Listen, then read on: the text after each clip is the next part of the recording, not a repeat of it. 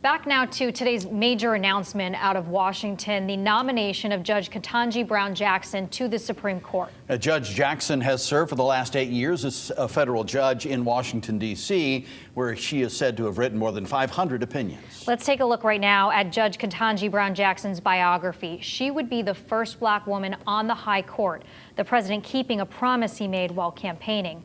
Judge Jackson currently sits on the U.S. Court of Appeals for the D.C. Circuit, to which she was named by President Biden. The 51-year-old is a former clerk to retiring Justice Stephen Breyer. And joining us now to add some perspective to this announcement today is UConn Law School Dean Eboni Nelson. And Dean Nelson, we certainly thank you for joining us today.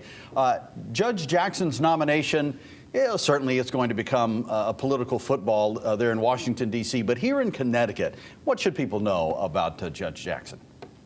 Well, I think first of all, people should know that she is a supremely, pun intended, supremely qualified nominee. With her background as a jurist, as a public defender, as a Supreme Court clerk herself for Justice Breyer, she is really qualified and is going to be a fair-minded and a wonderful jurist to have on the Supreme Court.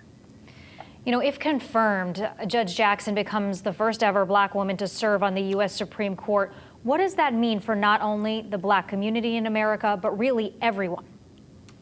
It is really such a joyous and inspirational moment to have the first black female serving on the on the Supreme Court. It really acknowledges the great impact that black women have had for decades with regards to helping to sustain and maintain our democracy. And so this is really an acknowledgement of that and is a wonderful historic moment.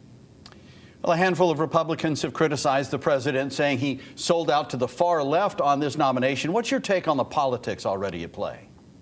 I think that's really unfortunate. Judge Jackson has already received bipartisan support in her previous 3 confirmations. And so we would hope that she would have a swift and smooth confirmation going forward, and that she is deserving of the bipartisan support that she has received in the past and also in the future. What are some of the other challenges you foresee for Judge Jackson that she's going to face during the confirmation process, as all Supreme Court nominees do?